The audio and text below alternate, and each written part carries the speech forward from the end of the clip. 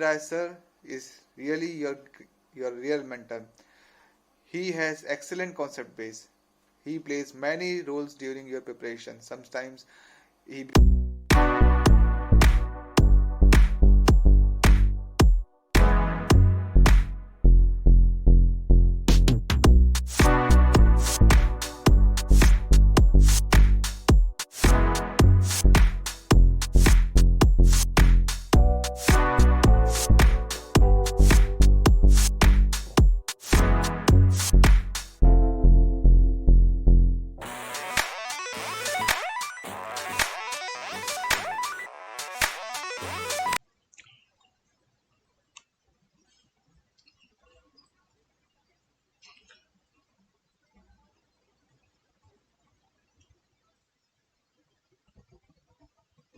orthogonal and oblique machining, orthogonal and oblique machining.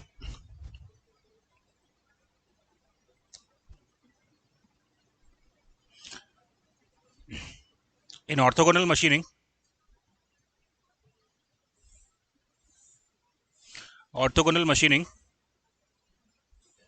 cutting tool, sorry, cutting edge is normal to the cutting velocity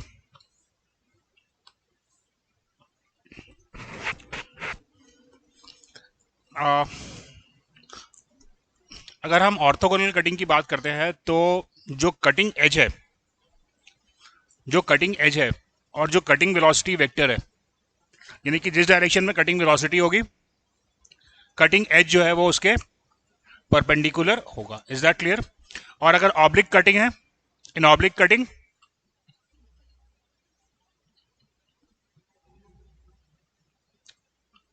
cutting edge is not normal to the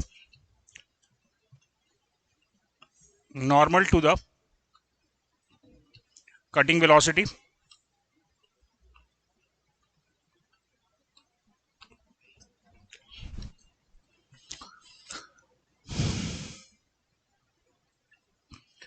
in orthogonal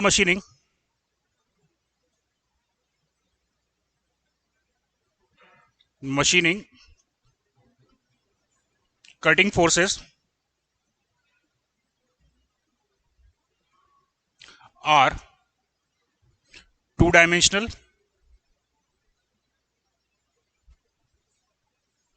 whereas in oblique cutting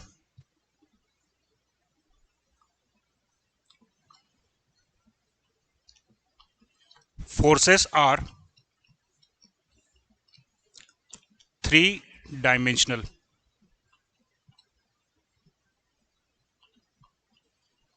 Forces are three dimensional. दोस्तों by default हम लोग जब भी problem solve करेंगे gate के लिए under graduate level पे, तो हमेशा जो है वो हम लोग ऑर्थोगोनल मशीनिंग ही कंसीडर करते हैं. लेकिन प्रैक्टिकली कभी भी मशीनिंग जो है वो ऑर्थोगोनल नहीं होती. इसलिए नहीं होती क्योंकि कटिंग एज सिर्फ एक नहीं होता. कटिंग एजेस जो होते हैं वो एक से ज़्यादा होते हैं, इसलिए ऑर्थोगोनल कटिंग जो है वो कभी भी पॉसिबल नहीं है.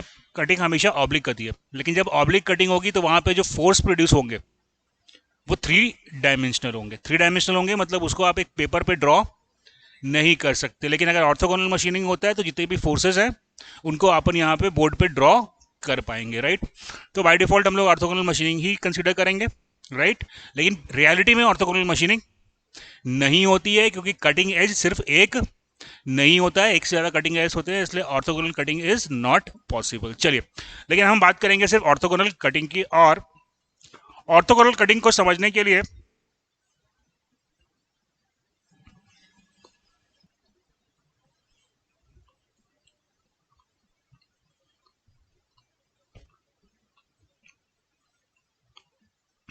ड्रॉ करेंगे.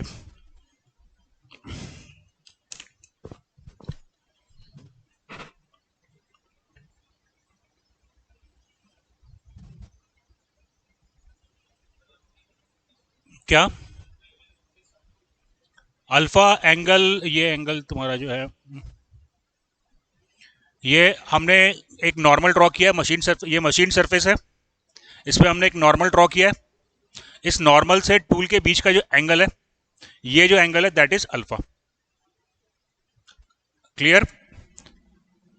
ये एम एन और मशीन सरफेस के बीच का जो एंगल है वो है शेयर एंगल फाई। नोट कर लिया?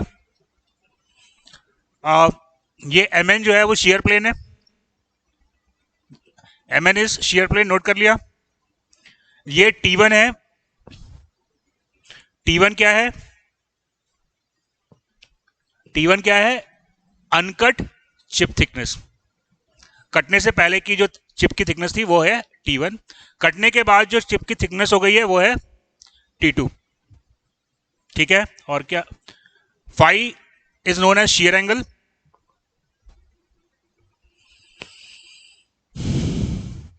Phi is shear angle.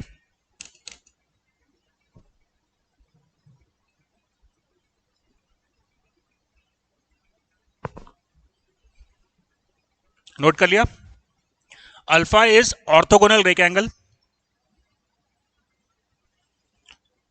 Alpha is orthogonal rake angle.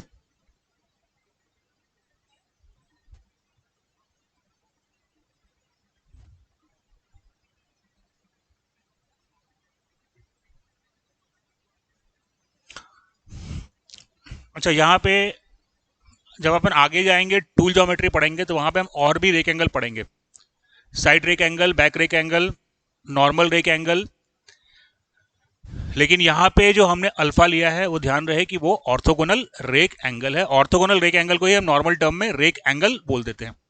Orthogonal rake angle को हम नॉर्मल टर्म में रेक एंगल बोल देते हैं। Is that clear? Rake angle अगर मैं बोल रहा हूं तो I am referring to the कौन सा rake angle? Orthogonal rake angle. अगर मैं रेक एंगल बोल रहा हूं तो मैं ऑर्थोगोनल रेक एंगल की बात कर रहा हूं। देखो, ये व्हाइट कलर में जो आपको दिखाई दे रहा है वो वर्कपीस है, करेक्ट है? ये लाल रंग में जो आपको दिखाई दे रहा है दैट इज टूल। अब ये देखो, टूल, ये मैंने पॉइंट लिया है, इस पॉइंट के परपेंडिकुलर टूल की एज है। Can you imagine? ये जो पॉइंट आपको दिख रहा है, रेड कलर का पॉइंट दिख रहा है ना, इससे एक परपेंडिकुलर लाइन खींचोगे तो क्या मिलेगा मेरे को? इसके परपेंडिकुलर एक लाइन खींचो। देखो, टूल तो टू डायमेंशनल नहीं होगा ना, टूल थ्री डायमेंशनल होगा। तो इसको कंप्लीट करने के लिए अपन क्या करेंगे? इसकी विड्थ को, जो टूल आपको दिख रहा है उसको परपेंडिकुलर डायरेक्शन में विड्थ को लेके आओगे, करेक्ट है? विड्थ को लेके आओगे तो यहां पे एक लाइन आएगी perpendicular to the on the board. ये जो लाइन है इसी को हम कहते हैं कटिंग एज। ये जो लाइन है दैट इज कटिंग एज। समझ में आई बात? अब देखो क्या हो रहा है, ये है कटिंग एज और मेरा जो टूल है वो मूव कर रहा है इस डायरेक्शन में। My tool is moving in this direction, this is the cutting velocity. तो क्या हुआ? कटिंग वेलोसिटी कटिंग एज के परपेंडिकुलर हो गई। Is that clear? Cutting velocity is perpendicular to the cutting edge. ये जो आपको सरफेस दिखाई दे रहा है टूल को, इसको हम कहते हैं रेक सरफेस। ये वाला सरफेस जो आपको दिखाई दे रहा है that is rake surface.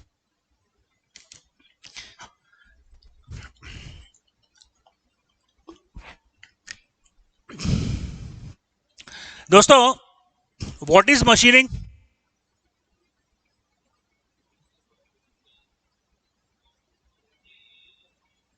And cause of chip formation?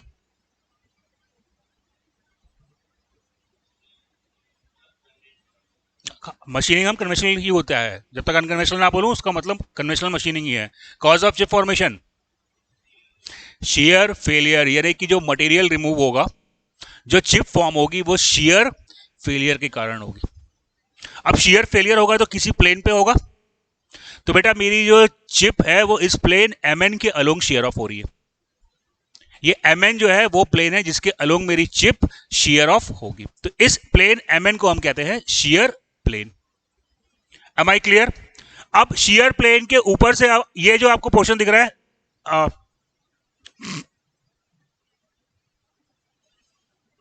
ये जो आपको ब्लू कलर की लाइन दिख रही है दैट इज चिप।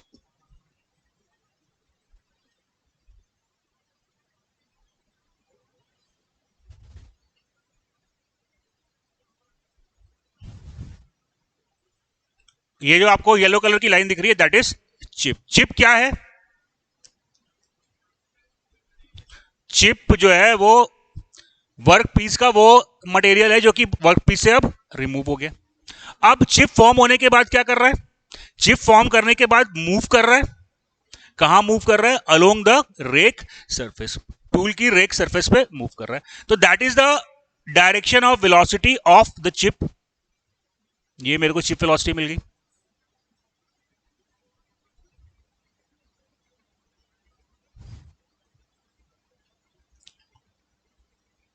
अब आई क्लियर बच्चों? चलो,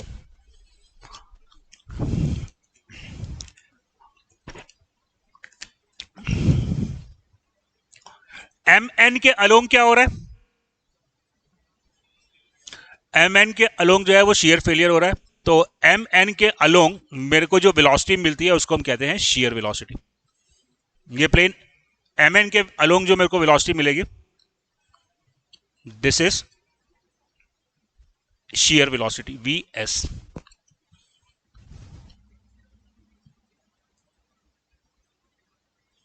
क्लियर है बच्चों? Now we need to find out the relation between vc vs and vchip. ये तीनों वेलोसिटीज इंडिपेंडेंट नहीं है. एक वेलोसिटी पे तीनों वेलोसिटी डिपेंड करेगी. तो अब मेरे को तीनों वेलोसिटी में रिलेशन फाइंड आउट करना है. बड़ा आसान है, चलो देखते हैं. बेटा जो भी अपना होने वाला है सब इसी डायग्राम के बेसिस पे काम होगा. अभी मेरे को फाइंड आउट करना है relation between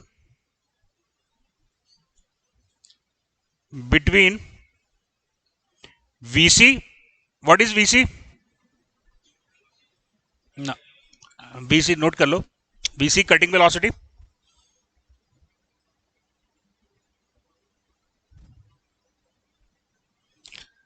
VC VS. What is VS?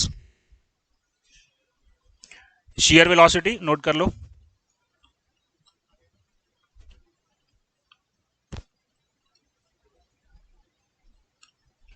और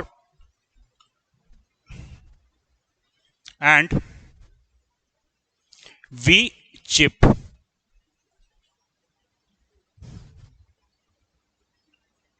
What is V chip? Chip velocity, cutting velocity, shear velocity and chip velocity. Now I need to find out the relation between all three velocities. बहुत simple है.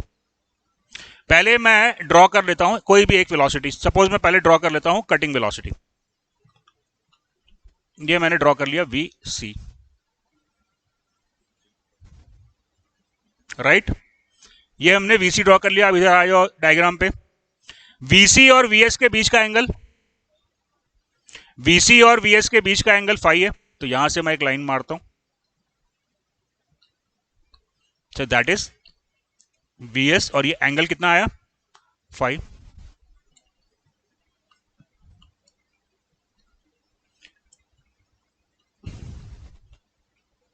Clear? What is the angle between chip velocity and cutting velocity? 90 plus alpha या 90 minus alpha. Both are correct. अगर इस side से calculate करूंगा तो 90 minus alpha आएगा. आ रही है ना बात समझ में? तो यहां से मैं एक लाइन खींच देता हूं.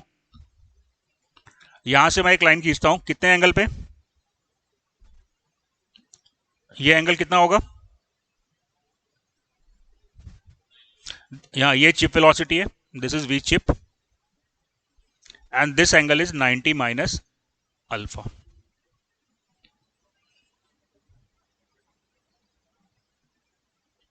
राइट, क्लियर है बच्चों? मिल गया रिलेशन मेरे को. अब साइन लॉ से मैं आराम से रिलेशन निकाल सकता हूं.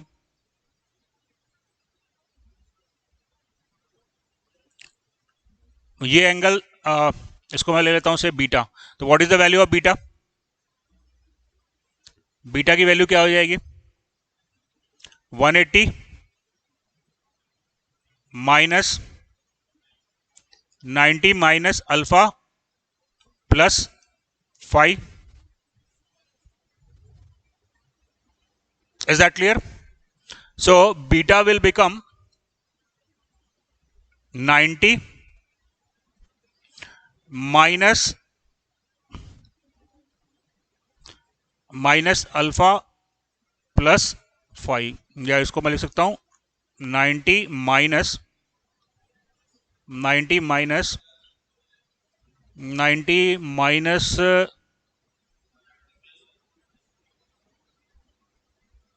माइनस अगर मैं बाहर 90 प्लस अगर मैं करता हूं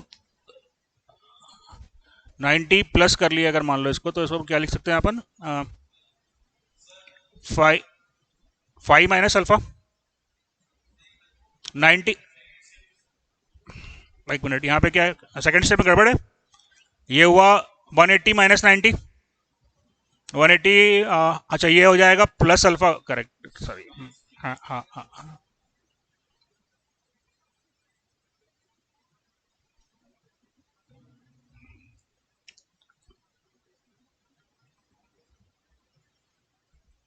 प्लस अल्फा माइनस 5 आएगा, -5। am I clear? तो इसको मैं लिख सकता हूं 90 माइनस 5 माइनस अल्फा,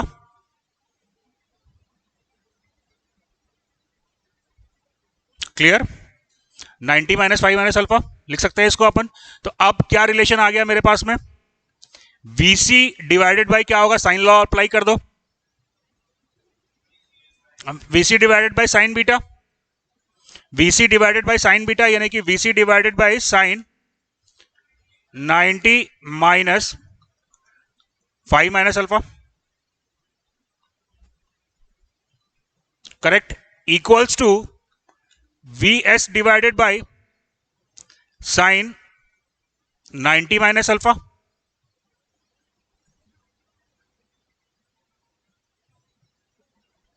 राइट बच्चों, इक्वल्स टू क्या हो जाएगा, V chip divided by V chip divided by V chip divided by sine 5।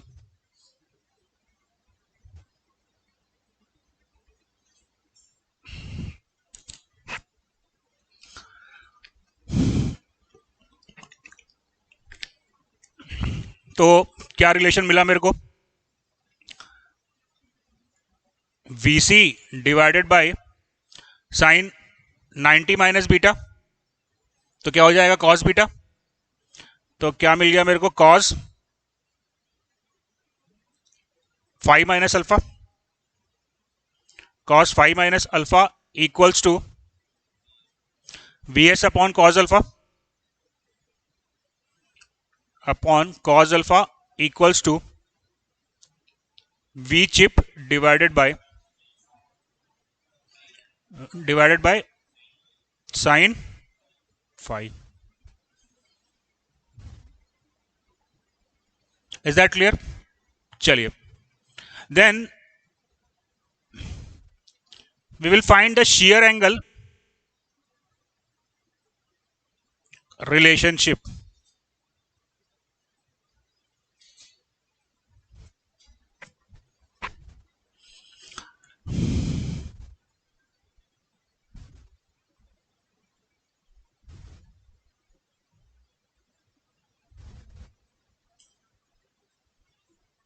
Share angle relationship, दोस्तों यही डायग्राम जो मैंने बनाया था, इसमें मैं ज्योमेट्रिकल कैलकुलेशन करूंगा। मैं I am not going in the derivation part, geometrical calculation करना और कोई इसमें डीप कैलकुलेशन नहीं है, ज्योमेट्रिकल कैलकुलेशन अपने को करना है।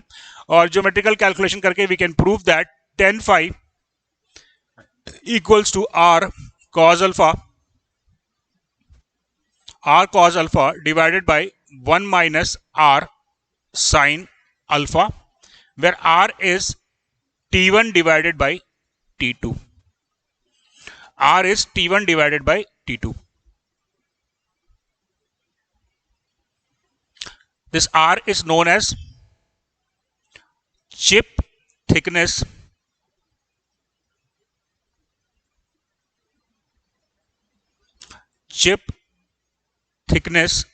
ratio. This are is chip thickness ratio. कहां से आया ये फॉर्मूला? कहां से आया ये फॉर्मूला? ये फॉर्मूला आया है, ये जो ऑर्थोगोनल मशीनिंग का हमने डायग्राम ड्रॉ किया था, इसका ज्योमेट्रिकल कैलकुलेशन हमने किया, तो ये फॉर्मूला हमको मिला है। यानी कि ये जो फॉर्मूला, अब ध्यान से बात सुनना मेरी, अब ये जो फॉर्मूला मेरे को मिला है,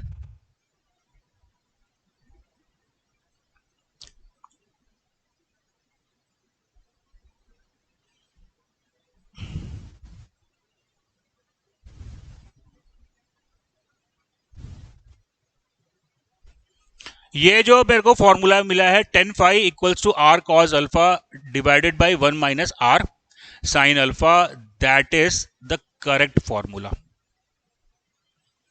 करेक्ट फॉर्मूला। अभी हम बहुत सारे ऐसे फॉर्मूले पढ़ेंगे जो करेक्ट नहीं है, वो भी हम पढ़ेंगे। अब सवाल आप मेरे से पूछोगे कि जब करेक्ट फॉर्मूला है तो इनकरेक्ट फॉर्मूले की क्या जरूरत है? तो जब हम इनकरेक्ट फॉर्मूले पे जाएंगे तो हम उसकी जरूरत को भी समझेंगे। ये है करेक्ट फॉर्मूला। यानी कि इस फॉर्मूले को यूज करके जब आप शेयर एंगल निकालोगे तो आपको शेयर एंगल का एक्चुअल वैल्यू मिलेगा। This formula gives you the actual value of shear angle. Correct है?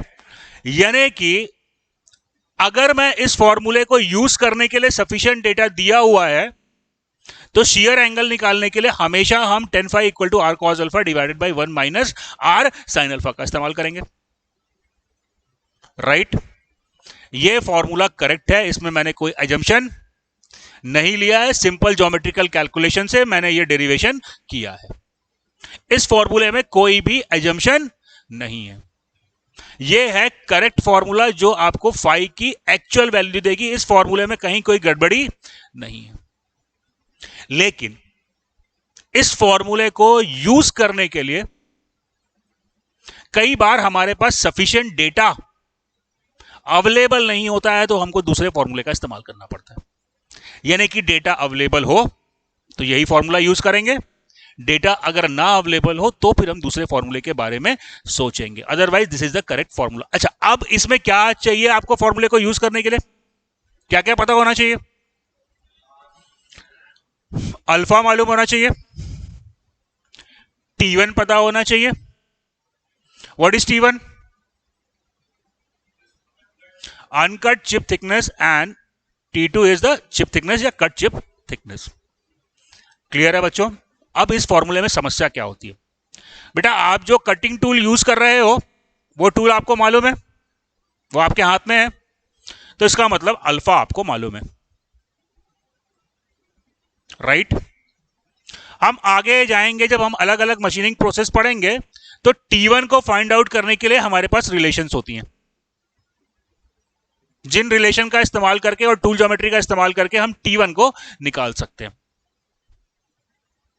यानी कि अल्फा निकालने में कोई समस्या नहीं है, और T1 के लिए भी हम फॉर्मूला देखेंगे तो T1 भी हम कैलकुलेट कर सकते हैं।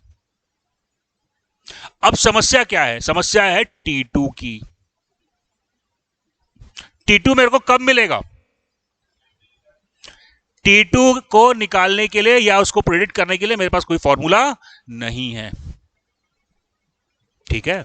तो T2 कब मालूम चलेगा? जब मैं मशीनिंग करूंगा, क्योंकि जब मैं मशीनिंग करूंगा तो चिप फॉर्म होगी, फिर मैं उस चिप को वर्नियर से उसकी थिकनेस को मेजर कर सकता हूं। तो इसका मतलब यह हुआ कि T2 को मेरे को प्रैक्टिकली ही मेजर करना पड़ेगा, और कोई फॉर्मूला मेरे को T2 निकालने का अवेलेबल नहीं है। ठीक है? तो I need to find out T2 by the measurement. और मेजरमेंट कब करूंगा मैं? जब मशीनिंग हो चुकी होगी, चिप फॉर्म हो गया होगा। करेक्ट है? चलो, तो बेटा इसका मतलब ये फॉर्मूला हम तभी अप्लाई कर सकते हैं जब एक्चुअल मशीनिंग हो रही होगी। करेक्ट? लेकिन बाबू, जब मैं मशीन टूल को डिजाइन कर रहा हूं, जब मैं मशीन टूल को डिजाइन कर रहा हूं तो उसमें कितने कटिंग फोर्स आएंगे ये मेरे को फाइंड आउट करना पड़ेगा। डिजाइन के टाइम पे कितने कटिंग फोर्स आएंगे ये मेरे को निकालना पड़ेगा, और कटिंग फोर्स निकालने के लिए, उसका अनुमान लगाने के लिए फाई की वैल्यू मेरे पास होनी चाहिए। क्लियर? तो बेटा, जब मैं मशीन टूल डिजाइन कर रहा हूं, जब मैं मशीन टूल डिजाइन कर रहा हूं, क्या मैं इस फॉर्मूले का इस्तेमाल कर सकता हूं? क्यों नहीं कर सकता? अरे भैया अभी तो मशीन ही नहीं बनी है, और ये फॉर्मूला तो कब होगा जब मशीन बन के उस पर मशीनिंग हो गई होगी। तो जब आप डिजाइन स्टेट पे हो तो you are unable to use this formula.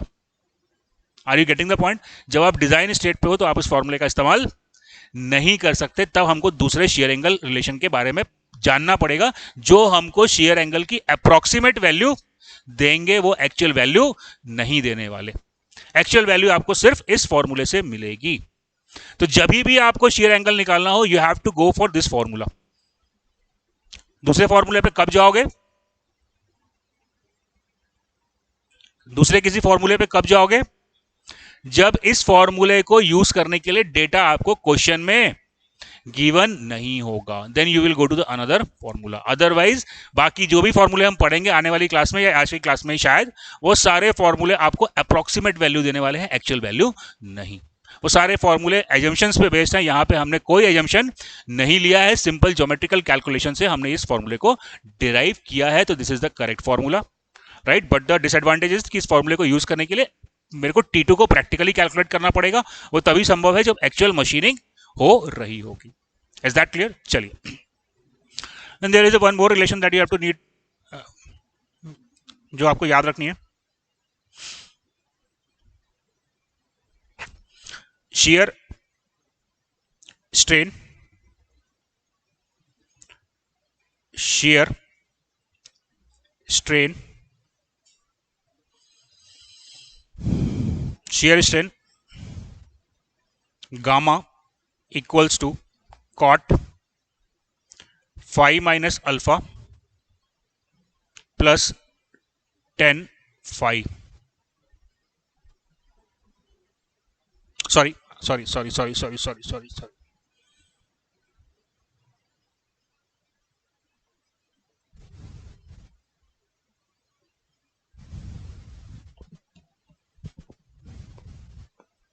10 phi minus alpha, 10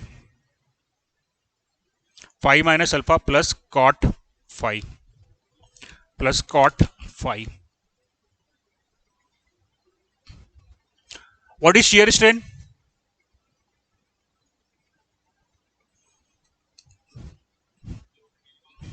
बेटा ये जो चिप फॉर्म हो रही है वो शेयर फेलियर के कारण हो रही है। तो शेयर फेलियर होने से पहले उसमें शेयर स्ट्रेन भी आएगा। तो चिप में जो शेयर स्ट्रेन आया है उसको मैं इस फॉर्मूले से कैलकुलेट कर सकता हूं। Phi gamma shear strain equal to cot, sorry 10 phi minus alpha plus cot phi. Is that clear? This is the formula that you have to keep in mind. Clear? चलिए,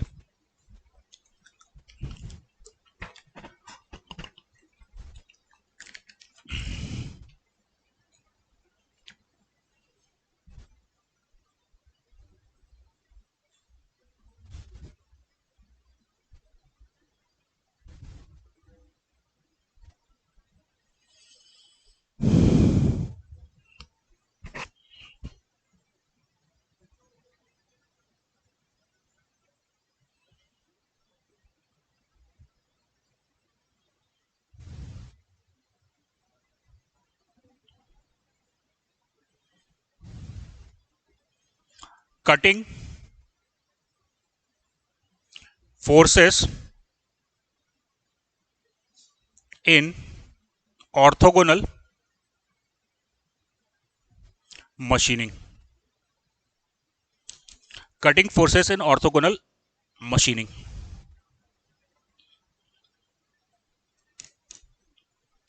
ऑर्थोगोनल मशीनिंग में force system कितना होता है, क्या होता है? 2 dimensional या 3 dimensional? 2 dimensional होता है, यानी कि हर फोर्स के 2 कंपोनेंट होंगे। करेक्ट है। अब यहाँ पे कौन कौन सी फोर्सेस एक्ट करती हैं, सारी चीजें मैं यहाँ पे इस डायग्राम से फिर से समझ सकता हूँ। इसको अपन एक काम करते हैं, फिर से ड्रॉ कर लेते हैं।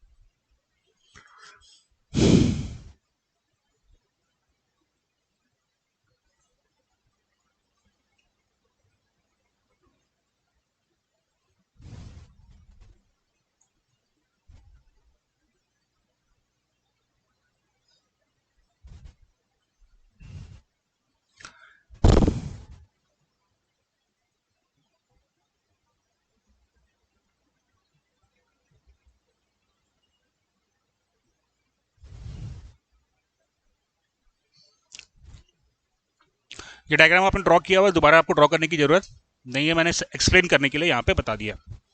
देखो यहां पे बेसिकली तीन फोर्सेस आएंगे। एक होगा कटिंग फोर्स, एफसी यानी कि कटिंग फोर्स। दूसरा होगा शियर फोर्स और तीसरा होगा फ्रिक्शन फोर्स। एफसी के परपेंडिकुलर, क्योंकि टू डायमेंशनल फोर्स सिस्टम है, तो एफसी के परपेंडिकुलर एक फोर्स आएगी, इसको हम कहते हैं थ्रस्ट फोर्स, एफटी। नोट करते जाओ, FC cutting force,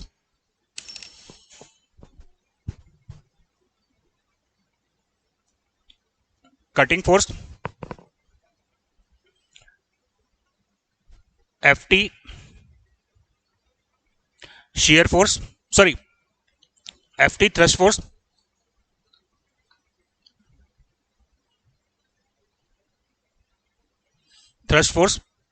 fs, what is fs? fs के परपेंडिकुलर फोर्स है fn, fn is, write down, fn is force, कहां पे लग रही है fs, sorry fn to the shear force, तो fn is the force normal to the, fn is the force normal to the shear plane,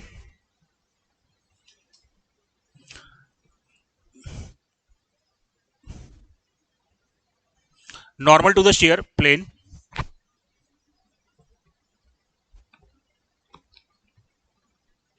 f friction force,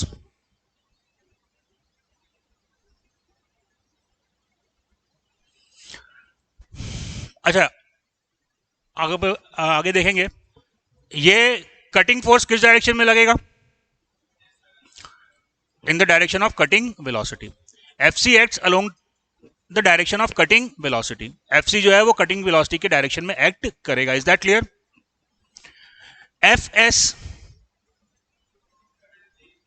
FS जो है वो along the shear plane लगेगा, क्योंकि इसी plane के about मेरा chip share हो रहा है, तो ऑब्वियसली शेयर फोर्स इसी डायरेक्शन में लगेगा।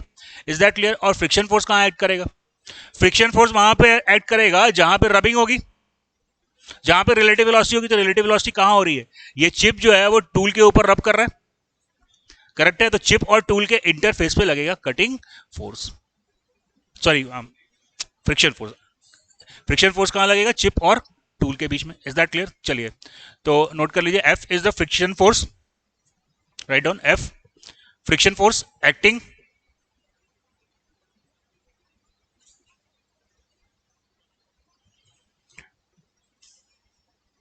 along the tool chip interface, acting along the tool chip interface or along the rake surface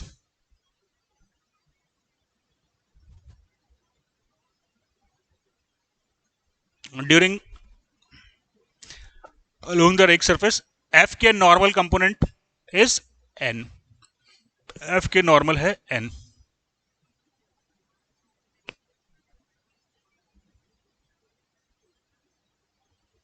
note कर लिया? अब दोस्तों यहां पे एक मजेदार बात है कि FC और FT का अगर मैं रिजल्टेंट निकालूंगा तो दैट विल बी R, अगर FS और FN का रिजल्टेंट निकालूंगा तो वो भी आएगा R, और F और N का रिजल्टेंट निकालूंगा तो फिर से आएगा R।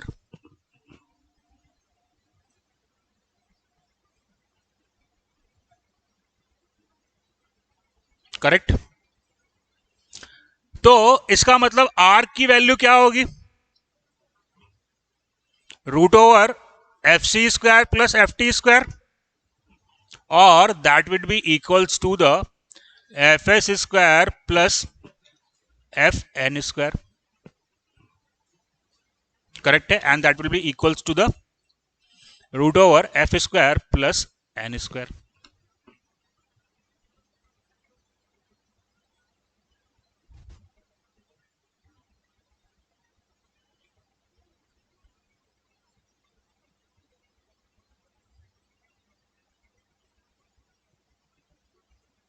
ठीक है, चलिए जी। अब मुझे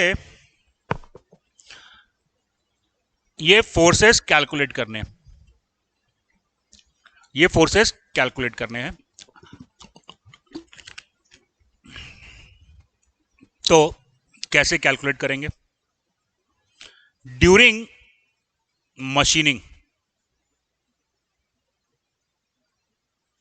यानी कि अगर मशीनिंग हो रही है दोस्तों, अगर मशीनिंग हो रही है तो I can find out F C and F T using a dynamometer.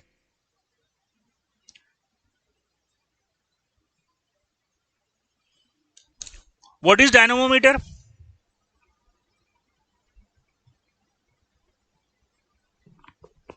Dynamometer एक डिवाइस है जो कि फोर्स को मेजर करता है। तो डायनेमोमीटर का मैं इस्तेमाल कब कर पाऊंगा? जब मशीनिंग हो रही होगी तभी मैं डायनेमो, क्योंकि ये तो एक्चुअल मेजरिंग इंस्ट्रूमेंट है ना, इसको तो मशीन पे ले जाके हमको फिट करना पड़ेगा, फिर हम फोर्स को फाइंड आउट कर पाएंगे। तो डायनेमोमीटर का इस्तेमाल हम कब कर पाएंगे? जब हम मशीनिंग कर रहे होंगे। करेक्ट है। तो जब मशीनिंग हो रही होगी तो मैं डायनेमोमीटर का इस्तेमाल करके एफसी और एफटी को फाइंड आउट कर लूंगा। Is that clear? चलिए, कौन सा टूल यूज कर रहा हूं वो मेरे को पता है, तो वहां से मेरे को अल्फा मिल जाएगा। What is alpha? Orthogonal rake angle. Orthogonal rake angle मेरे को टूल ज्योमेट्री से पता चल जाता है, तो मेरे को ऑर्थोगोनल रेक एंगल मिल जाएगा। और जब मशीनिंग हो रही है तो मैं फाई कैलकुलेट कर सकता हूं क्या?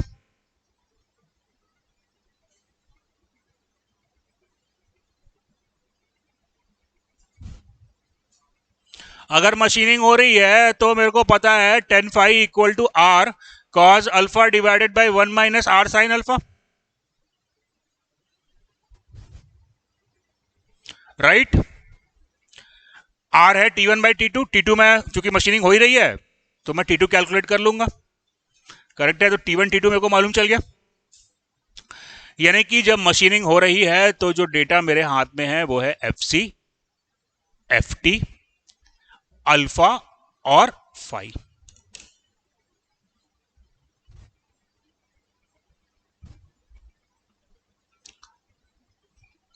एफ सी एफ टी कैसे आया? डायनामोमीटर से मैंने मेजर कर लिया। यानी कि एफ सी और एफ टी में कब निकाल पाऊंगा? जब एक्चुअल मशीनिंग हो रही होगी। तो एफ सी एफ टी निकल गया, अल्फा मेरे को टूल मालूम है वहां से निकल गया, और एक्चुअल मशीनिंग हो रही तो ये फॉर्मूला यूज करके मैंने फाई इस्तेमाल कर लिया। दोस्तों, एक्चुअल मशीनिंग हो रही होगी तो ये चीजें मैं कैलकुलेट कर सकता हूं। अब इन चीजों का इस्तेमाल करके, इन चीजों का इस्तेमाल करके, इन डेटा का इस्तेमाल करके मैं ड्रॉ करूंगा क्या? Merchant circle. I will draw merchant circle. Using this data, I will draw the merchant circle. चलिए, अब ये merchant circle आखिरी चीज है जो अपने को थोड़ा समझना पड़ेगा।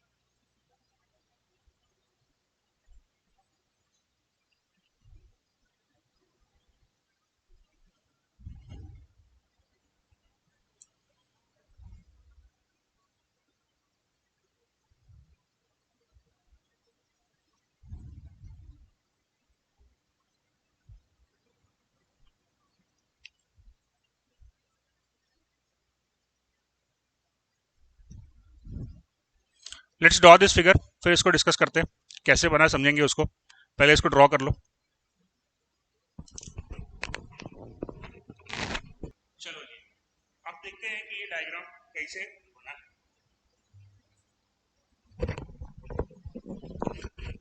बच्चों क्या क्या डेटा आपके पास में अवेलेबल था? हाँ, क्या डेटा आपके पास अवेलेबल था उसको अपन लिख लेते हैं यहाँ पे। एफ सी मालूम था, एफ टी मालूम था, अल्फा मालूम था और फाई मालूम था। करेक्ट। चलो बच्चों, एफ सी आप निकाल चुके हो, एफ टी आप निकाल चुके हो, तो एफ सी को मैंने ड्रॉ कर लिया। सपोज एफ सी आया मेरा 1000, तो 10 सेंटीमीटर की लाइन मैंने खींच ली। एफ टी आया सपोज 500, ये मेरे को मिल चुका है यूजिंग डायनेमोमीटर, तो ये मैंने एफ सी ड्रॉ कर दिया। एफ सी और एफ टी म्यूचुअली परपेंडिकुलर है, तो एफ सी और एफ टी के परपेंडिकुलर लाइन मैंने ड्रॉ कर दी। अब एफ सी और एफ टी ड्रॉ कर लूंगा तो मेरे को इसका रिजल्टेंट मिल जाएगा। करेक्ट है। This are is the dia of merchant circle.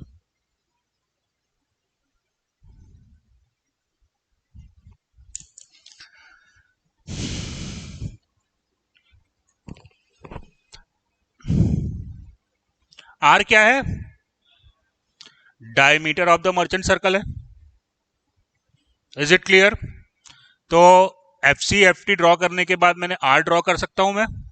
Are draw करने के बाद आर का सेंटर लेके, R/2 को रेडियस लेके मैंने मर्चेंट सर्कल ड्रॉ कर लिया। यहां तक कोई समस्या, कोई दिक्कत? अभी जो अपने को सिर्फ क्या गौर करना है, एफ सी एफ टी और R. F C F T R draw करने के बाद मेरा सर्कल ड्रॉ हुआ। क्लियर? नाउ अब मेरे को फाइंड आउट करना है सपोज शियर फोर्स। अब मेरे को फाइंड आउट करना है शियर फोर्स। तो आओ इधर जरा देखते हैं अपन। शियर फोर्स और कटिंग फोर्स के बीच का एंगल, शियर फोर्स और कटिंग फोर्स के बीच का एंगल फाई है। कटिंग फोर्स फाई एंगल पे मेरे को मिल गया शियर फोर्स। यहां से फाई एंगल पे मैंने एक लाइन ड्रॉ करी जहां पे ये इंटरसेक्ट करेगी मर्चेंट सर्कल को। वो लेंथ मेरे को क्या दे देगा? That length will give me the shear force F S. F S के परपेंडिकुलर क्या होता है?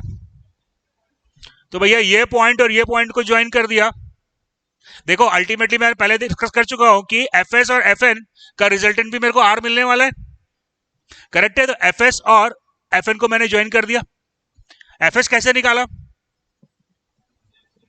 एफ एस कैसे निकाला? एफ एस निकाला मैंने एफ सी से फाई एंगल के साथ में। करेक्ट है? चलो एफ एस आ गया, एफ एस के परपेंडिकुलर मैंने एफ एन ड्रॉ कर लिया। अब मेरे को निकालना है फ्रिक्शन फोर्स। फ्रिक्शन फोर्स कहां लग रहा है? कटिंग फोर्स के परपेंडिकुलर से अल्फा डिग्री पे। This is the perpendicular to the cutting force. ये व्हाइट वाली लाइन जो है इससे अल्फा डिग्री पे, वही काम मैंने किया है यहां पे। कटिंग फोर्स के परपेंडिकुलर ड्रॉ किया और इससे अल्फा डिग्री पे एक लाइन खींच दी। जहां पे ये कट करेगा, जहां पे ये कट करेगा मर्चेंट सर्कल को, वो लेंथ मेरे को एफ दे देगा। Then what I have to do? F के परपेंडिकुलर ड्रॉ करना है। ठीक है, एफ के परपेंडिकुलर क्या मिल जाएगा मेरे को? एन। करेक्ट है? एन और आर के बीच का एंगल, एन और आर के बीच का आर है सर, आ रहा है, एक मिनट रुक जाओ। एन और आर के बीच का जो एंगल है लैम्डा, इसको हम क्या कहेंगे? इसको हम कहते हैं, क्या होगा यार, ये क्या है? ये फ्रिक्शन फोर्स है, ये फ्रिक्शन फोर्स के नॉर्मल है, तो एन और आर के बीच का एंगल क्या कहलाता है? This is the friction angle.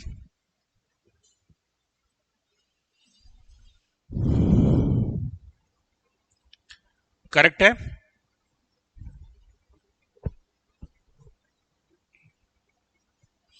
Friction angle निकल गया, फ्रिक्शन एंगल निकल गया तो मैं कोफिशिएंट ऑफ फ्रिक्शन निकाल सकता हूं म्यू, क्या हो जाएगा 10 लैम्डा। इज दैट क्लियर दोस्तों? आप बुक पढ़ेंगे, कोई भी बुक पढ़ेंगे, वहां पे मर्चेंट सर्कल के बहुत सारे फॉर्मूले दिए होते हैं, कोई फॉर्मूला किसी काम का नहीं है, कोई फॉर्मूला किसी काम का नहीं है। आपने करना है अभी बस एक काम, ये डायग्राम आपने ड्रॉ कर लिया, लेट्स फाइंड आउट, 3 ट्रायंगल आप बनाओ।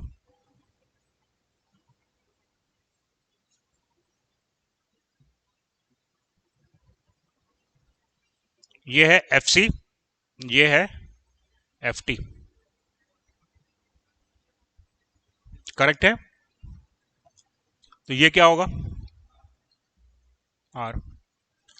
Find out this angle A, Merchant circle आपने ड्रॉ किया है, वहां से आपको ये एंगल ए निकालना है।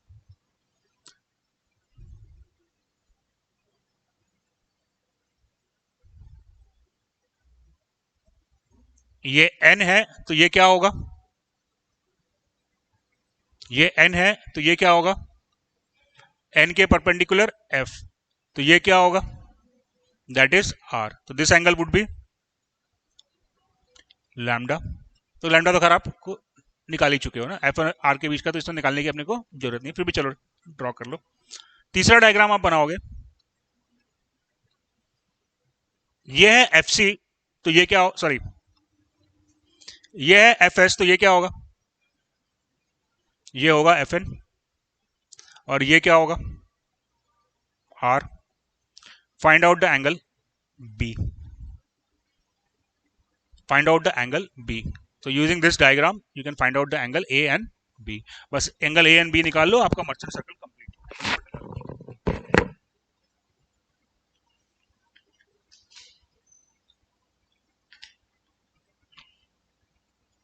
तो बेसिकली आपको देखो निकालना क्या है, एफ सी और आर के बीच का एंगल फाइंड आउट क्या करना है, एंगल बिटवीन ए क्या है, angle between F C and R, and you have to find out the angle between F S and are.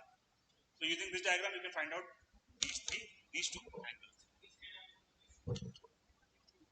कैसे निकालना है मतलब,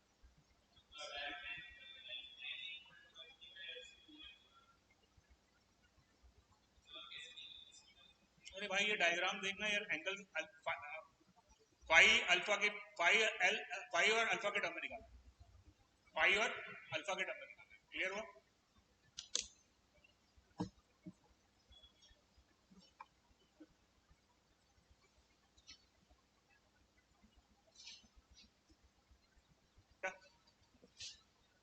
चलो यार देखो यार फटाफट, बहुत टाइम लगा रहा, निकल गया। एफ सी और आर के बीच का angle,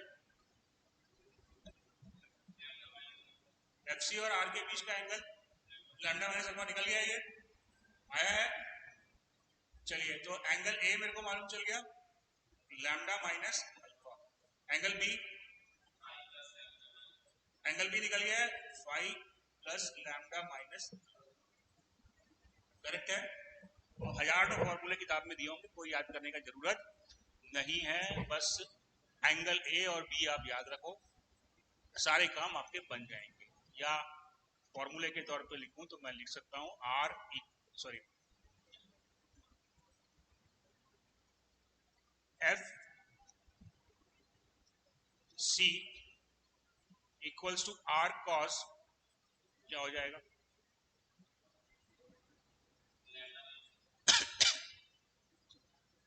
F C is equals to are cos lambda minus alpha,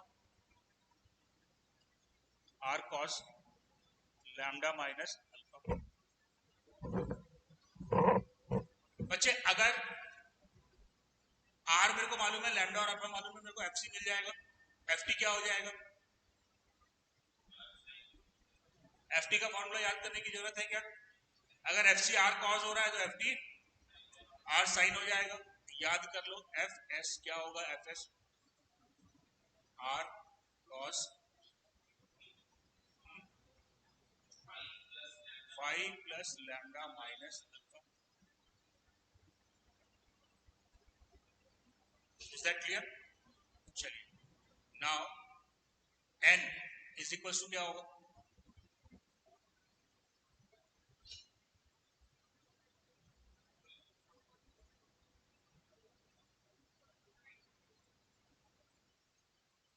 क्या होगा? इतना जल्दी बोलो भाई। n क्या होगा? r cos lambda. n क्या होगा? r cos lambda. r cos lambda.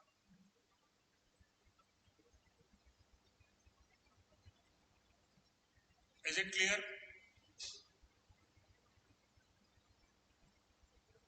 आ रही है बात समझ में? तीन फॉर्मूले, एफ टी निकालना है। एफ टी क्या हो जाएगा?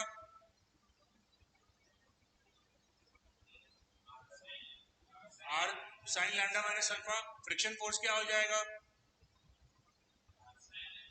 फ्रिक्शन फोर्स एन जो है, एन के परपेंडिकुलर एफ है, तो फ्रिक्शन फोर्स क्या हो गया? R sine lambda. बस ये तीन फॉर्मूले याद रखो। फॉर्मूले नहीं है, ट्रायंगल एंगल बस याद रखो। ये तीन फॉर्मूले मान लो इसको। ये तीन फॉर्मूले याद कर लो और कोई फॉर्मूला याद करने की जरूरत नहीं। That is more than sufficient. चलिए write down. In an orthogonal machining,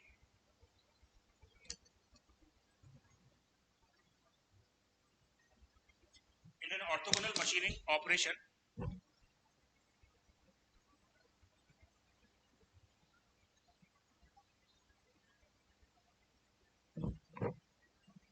uncut chip thickness, uncut chip thickness and chip thickness are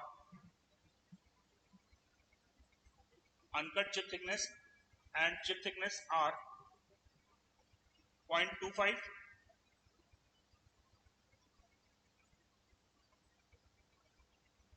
and 0.75 mm, 0.25 and 0.75 mm. Rake angle 7 degree.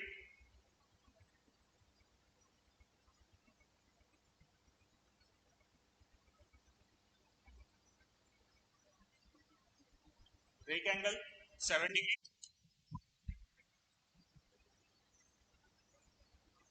Cutting force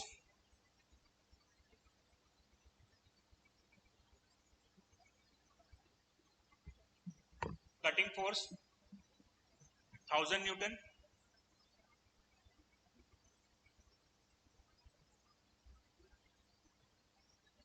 Thrust force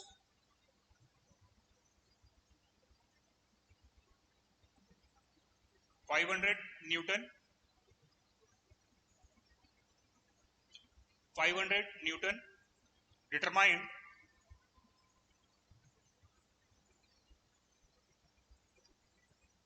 friction force. Second, shear force.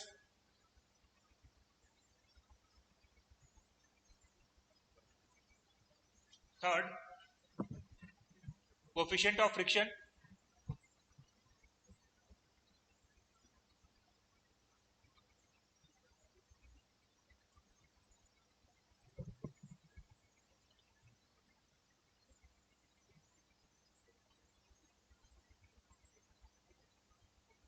Energy या power wasted. Power wasted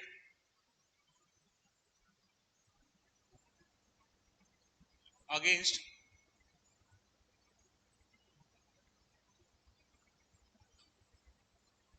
friction.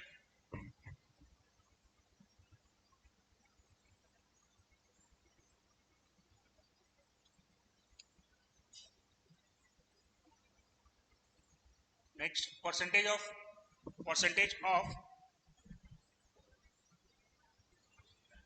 Next अगला, हाँ उसी में है, अगला part निकालना है जो आपको। Percentage of energy utilised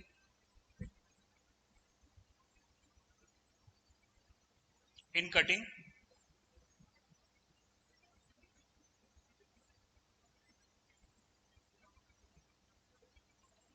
dynamic, next dynamic shear strength,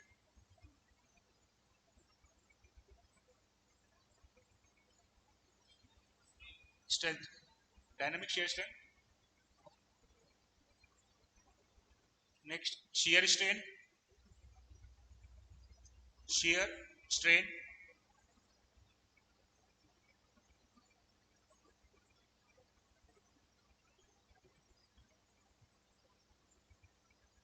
cutting velocity is, cutting velocity आपको डेटा दिया हुआ है कटिंग वेलोसिटी का, cutting velocity is 5 metre per second, 5 metre per second. Cutting velocity is 5 meter per second. So let's try to solve the problem.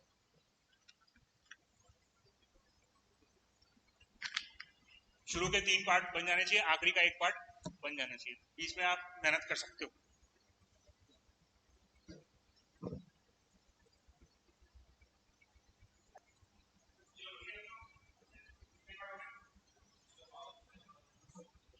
Very good, चलो ठीक है, last के 2 के बाकी सब निकालिए।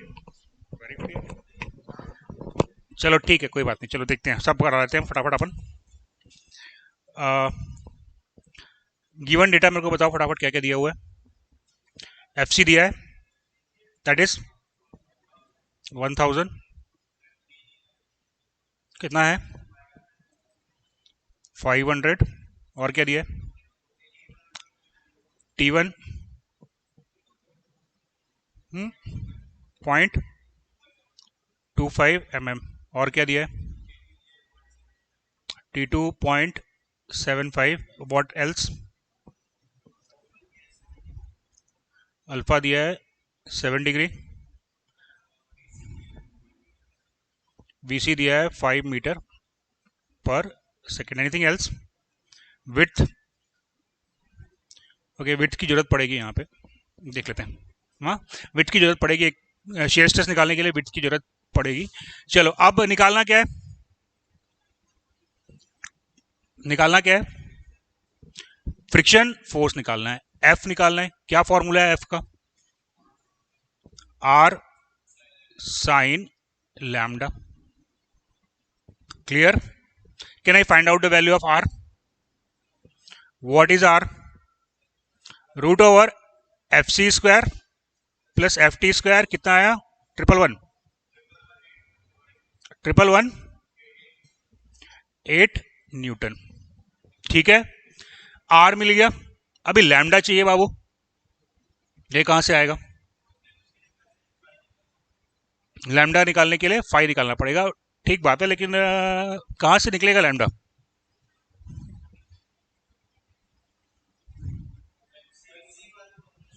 एफ सी का फॉर्मूला क्या है, R cos lambda minus alpha, correct है। आर मालूम है आपको, अल्फा मालूम है, तो यहां से लैम्डा आ जाएगा, क्या आया लैम्डा 33 पॉइंट, सही है ना, 33.5 डिग्री। तो आपको फ्रिक्शन फोर्स निकालना था, आर निकल गया, लैम्डा आ गया, फ्रिक्शन फोर्स आ गया, कितना आया फ्रिक्शन फोर्स 618.0 न्यूटन, पहला पार्ट हो गया, क्लियर। अब क्या निकालना है, शियर फोर्स, क्या फॉर्मूला है शियर फोर्स का,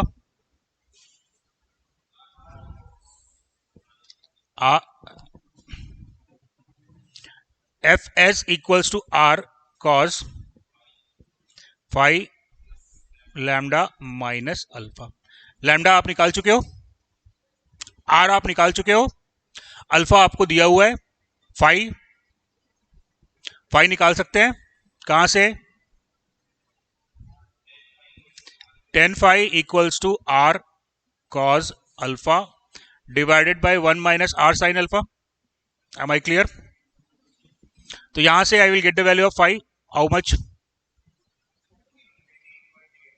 18.8, फाई मिल गया, लैम्डा मिल गया, अल्फा मिल गया, आर आप ऑलरेडी निकाल चुके हो, एफ एस आ गया, कितना आया 785.95. What else you have to calculate? हाँ, म्यू निकालना है, क्या होगा mu? Mu is equals to 10 lambda, lambda आप ऑलरेडी निकाल चुके हो, तो यहां से म्यू आ जाएगा, क्या आया म्यू 0.66. अभी क्या निकालना है?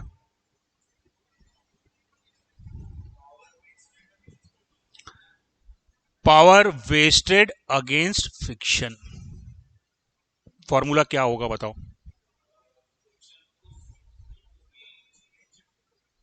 Against power wasted against friction.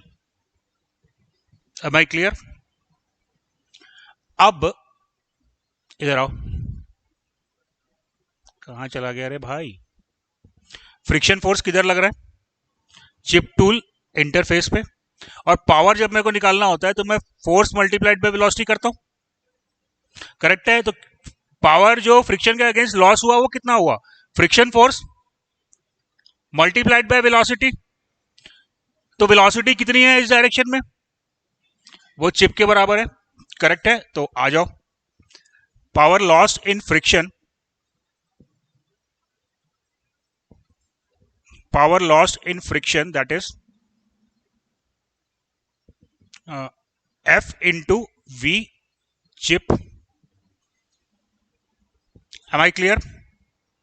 F निकालना है, निकाल चुके हैं, F निकाल चुके हो. अब आपको चाहिए V चिप. कैसे निकालोगे V chip?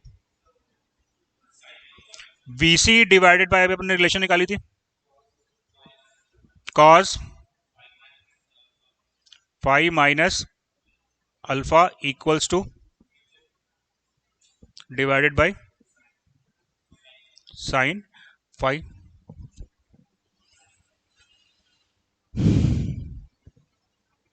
Am I clear? कोई समस्या, कोई दिक्कत, कोई परेशानी? F निकाल चुके हैं अपन, ये VC आपको क्वेश्चन में दिया हुआ है, राइट? यहां से अपन V चिप निकाल लेंगे, V चिप निकाल लेंगे तो पावर लॉस्ट अगेंस्ट फ्रिक्शन अपना आ गया, कितना आया 107.3 वॉट. क्लियर? चलो अभी क्या निकालना है? Power utilize. चलो एक रिलेशन अपन देख लेते हैं, पावर यूटिलाइज निकालना है ना. पावर यूटिलाइज्ड कैसे निकलेगा? पावर यूटिलाइज्ड, पावर यूटिलाइज कहां पे पावर अपन यूटिलाइज कर रहे हैं? शेयर डिफॉर्मेशन में ही तो कर रहे हैं ना. क्यों अपन पावर दे रहे हैं? चिप फॉर्म करने के लिए. चिप कहां बन रही है? चिप कहां बन रही है? चिप बन रही है along the shear plane, correct है? तो पावर यूटिलाइज्ड क्या मिलेगा मेरे को? पावर यूटिलाइज्ड मेरे को मिला, पावर यूटिलाइज्ड मेरे को मिला shear force multiplied by shear force के डायरेक्शन में वेलोसिटी कितनी है? bs. Am I clear? लेकिन यहां पे तुमको निकालना है पावर यूटिलाइज्ड परसेंटेज. यानी कि इसका मतलब आपको निकालना है कि आपने कितना पावर दिया, उसका कितना परसेंट यूटिलाइज्ड हुआ. तो पावर यूटिलाइज जो है वो F S into V S है, और पावर गिवन या पावर कंजम्पशन ये कितना है? कल की क्लास में बताया था.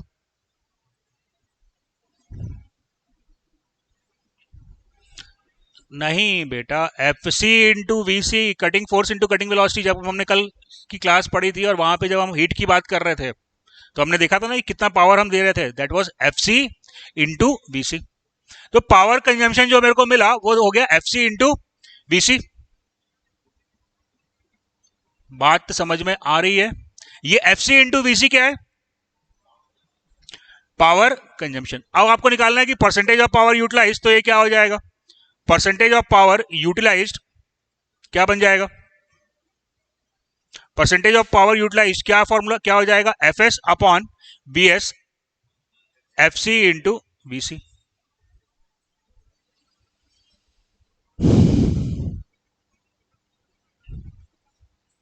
कोई दिक्कत, कोई समस्या, कोई परेशानी यहां तक? चलो, कितनी पावर दी आपने?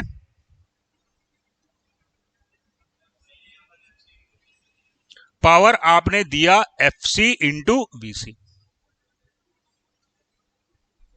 M I clear? अब ये F C into B C जो आपने पावर दिया, क्या हुआ इसका? ये जो आपने पावर दिया इसका कुछ हिस्सा यूटिलाइज हुआ। कितना यूटिलाइज हुआ?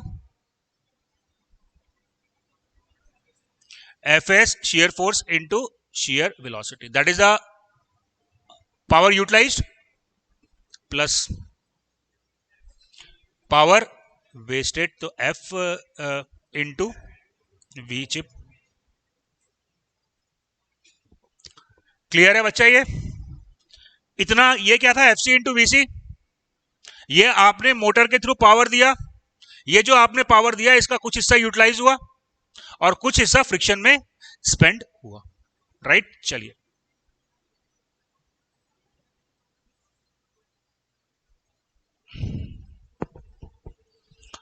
क्लियर हुआ? चलिए, अगला क्या निकालना है आपको?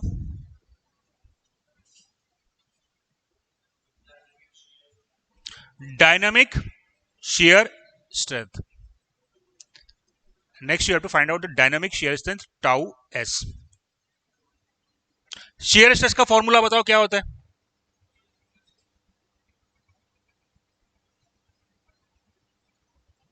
अब shear stress का फॉर्मूला क्या होता है? हाँ, shear force divided by the area, correct है? तो क्या हुआ, shear force divided by area.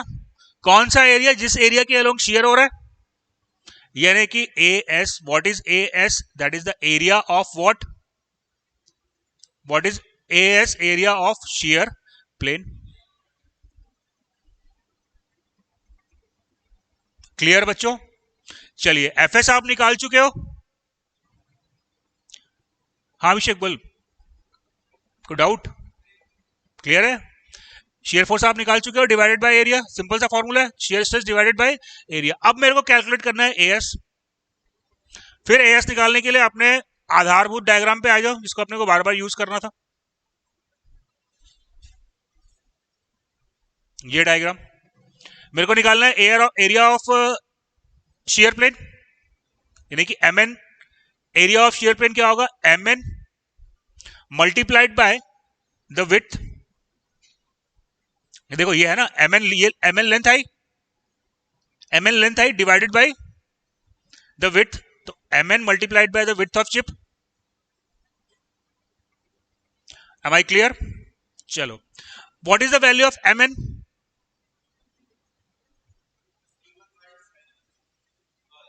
Five. हाँ देखो, ये T1 आपको दिया हुआ है, दिस एंगल इज 5, तो एम एन की वैल्यू क्या आ गई? एम एन की वैल्यू क्या आ गई? एम एन की वैल्यू आई, एम एन की वैल्यू आई T1 divided by sine 5। Am I clear? बेटा ये लेंथ तुमको पता है ना T1, ये एंगल 5 है, तो एम एन क्या हो गया? T1 divided by sine 5। तो what is the area of the shear plane? Area of the shear plane AS is equals to T1 into W divided by sine 5। तो shear stress निकालने के लिए आपको W की वैल्यू गिवन होनी चाहिए। What is W? That is the width of the chip. W is the width of chip. तो AS की वैल्यू मेरे को मिल गई,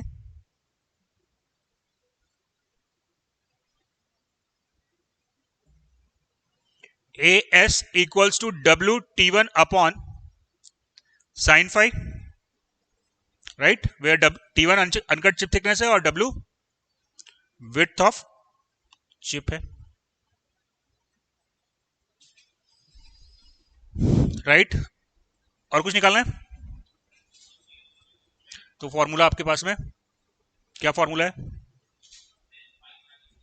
10, हाँ तो 5 भी आप निकाल चुके हो, अल्फा भी आपको दिया हुआ है, प्लस कॉट 5। तो ये फॉर्मूले को यूज करके आप शेयर स्ट्रेंथ को, एनीथिंग एल्स हो गया? तो अभी जो डिस्कस किया है वो क्लियर है? कोई दिक्कत, कोई समस्या, कोई परेशानी? कल डिस्कस किया है वो क्लियर है? घर जाके रिवाइज करेंगे 3 फॉर्मूले जो मैंने आपको बताए थे। F S equal to are cos 5 plus lambda minus alpha, F C equal to are cos lambda minus alpha, और N equal to are cos lambda. Is that clear? बस ये 3 फॉर्मूले से सारे क्वेश्चन, और मर्चेंट सर्कल से question आता ही आता है। 2 नंबर का क्वेश्चन ऑलमोस्ट फिक्स है। देखो मशीनिंग ऐसा टॉपिक है ना, बताया कल ही बताया था मैंने आपको, 100% क्वेश्चन आएगा। 2 नंबर से लेके 5 नंबर तक का क्वेश्चन मशीनिंग से आता है। 2 नंबर तो मिनिमम गिरी से गिरी हालत में आएगा ही, राइट? तो अभी हमने जो डिस्कस किया वो 2 नंबर आपका इंश्योर करवा देगा। चलिए ठीक है, फिर कल डिस्कस करते हैं।